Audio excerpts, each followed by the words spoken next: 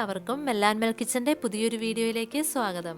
ഇന്ന് ഞാൻ വന്നിരിക്കുന്നത് ഒരു പായസത്തിൻ്റെ റെസിപ്പിയുമായിട്ടാണ്, തണ്ണിമത്തൻ പായസം. അപ്പോൾ നമുക്ക് അത് എങ്ങനെയാണ് തയ്യാറാക്കുന്നതെന്ന് നോക്കാം.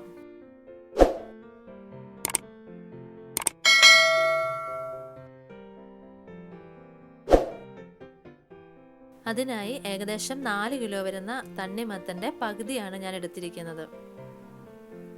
അതിനായി സെൻറ്ററിലുള്ള റെഡ് കളർ പോർഷനാണ് നമുക്ക് വേണ്ടത്. ഇത് ഒരു കത്തി ഉപയോഗിച്ച് എത്രത്തോളം ചെറുതാക്കി അരിയാൻ പറ്റുമോ അത്രത്തോളം ചെറുതാക്കി അരിയുക. ഇതാ ഈ കാണുന്നത് പോലെ. ഇനി ഈ കട്ട് ചെയ്ത ഭാഗം ഒരു സ്പൂണോ ഒരു ചെറിയ തവിയോ ഉപയോഗിച്ച് കോരിയെടുത്ത് വേറൊരു പാത്രത്തിലേക്ക് മാറ്റി വയ്ക്കുക. ഇതുപോലെയാണ് മുഴുവനും കട്ട് ചെയ്ത് കോരിയെടുക്കേണ്ടത്.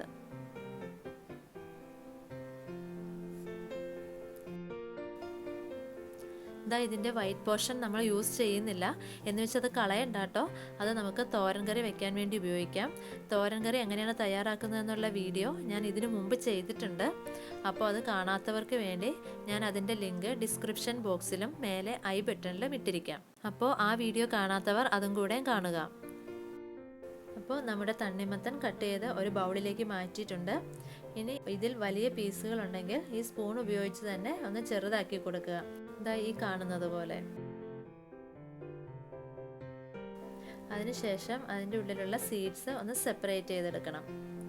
അത് നമുക്കൊരു സ്പൂൺ ഉപയോഗിച്ച് വളരെ സിമ്പിളായി ഇതുപോലെ ചെയ്യാവുന്നതാണ്.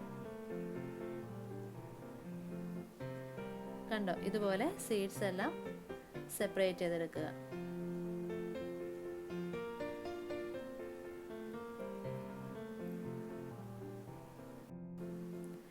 നമുക്കിപ്പോൾ ഇതിൻ്റെ അകത്തു നിന്ന് ഇത്രയും സീഡ്സ് കിട്ടിയിട്ടുണ്ട്.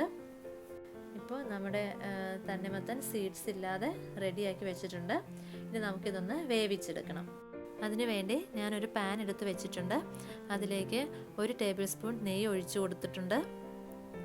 അതൊന്ന് ചൂടായി വരുമ്പോഴത്തേക്കും നമ്മൾ റെഡിയാക്കി വെച്ചിരിക്കുന്ന തണ്ണിമത്തൻ ഇട്ട് കൊടുക്കുക.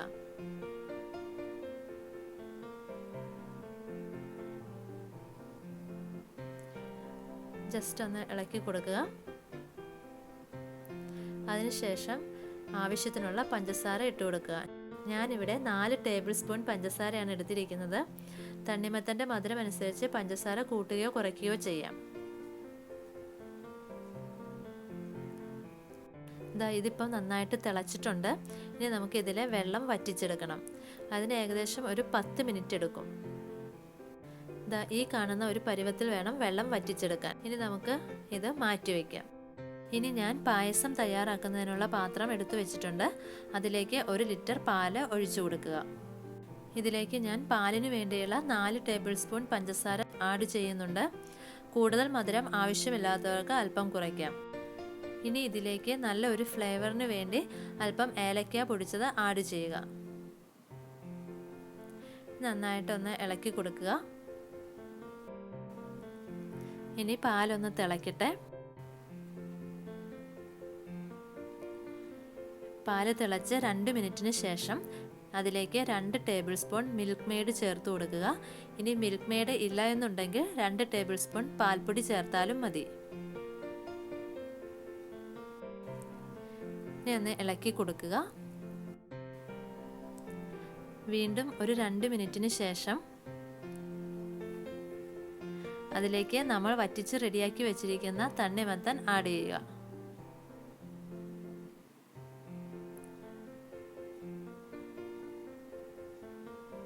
ഇനി നന്നായിട്ടൊന്ന് ഇളക്കി കൊടുക്കുക. ഇപ്പോൾ കളറൊക്കെ മാറി വരുന്നുണ്ട്. ഈ സമയത്ത് മധുരം ബാലൻസ് ചെയ്യാൻ വേണ്ടി 1 നുള്ള് ഉപ്പ് കൂടി ഇട്ട് കൊടുക്കുക. ഇനി നന്നായിട്ട് മിക്സ് ചെയ്ത് കൊടുക്കുക. ഇപ്പോൾ നമ്മുടെ പായസത്തിൻ്റെ കളറൊക്കെ നന്നായിട്ട് മാറി വന്നിട്ടുണ്ട്. ഞാനിവിടെ കാഷ്യൂം കിസ്മിസും വറുത്തെടുത്ത് വെച്ചിട്ടുണ്ടായിരുന്നു. അപ്പോൾ അത് വറുക്കാൻ ഉപയോഗിച്ച നെയ്യ് ഞാനിതിലേക്ക് ആഡ് ചെയ്യുന്നുണ്ട്. ഇനി നന്നായിട്ടൊന്ന് മിക്സ് ചെയ്യുക. അതിനുശേഷം നമ്മൾ വറുത്ത് വെച്ചിരിക്കുന്ന കിസ്മിസും കാഷ്യൂം അതിലേക്ക് ഇട്ട് കൊടുക്കുക. ഇനി നന്നായിട്ട് ഒന്നുകൂടെ ഒന്ന് ഇളക്കി യോജിപ്പിക്കുക. ഇനി ഫ്ലെയിം ഓഫ് ചെയ്യാം. ഇപ്പോൾ നമ്മുടെ പായസം, തണ്ണിമത്തൻ പായസം ഇവിടെ റെഡി ആയിട്ടുണ്ട്. അപ്പോൾ എല്ലാവരും ട്രൈ ചെയ്ത് നോക്കണം. വളരെ സിമ്പിളായിട്ട് ഉണ്ടാക്കാവുന്ന ഒരു പായസമാണിത്. വീഡിയോ ഇഷ്ടമായാൽ ലൈക്ക് ചെയ്യുക, ഷെയർ ചെയ്യുക, ഒപ്പം നിങ്ങളുടെ ഫീഡ്ബാക്കും ഞങ്ങളെ അറിയിക്കുക. അപ്പോൾ അടുത്തൊരു വീഡിയോയിലൂടെ നമുക്ക് വീണ്ടും കാണാം. Okay, bye bye, thank you.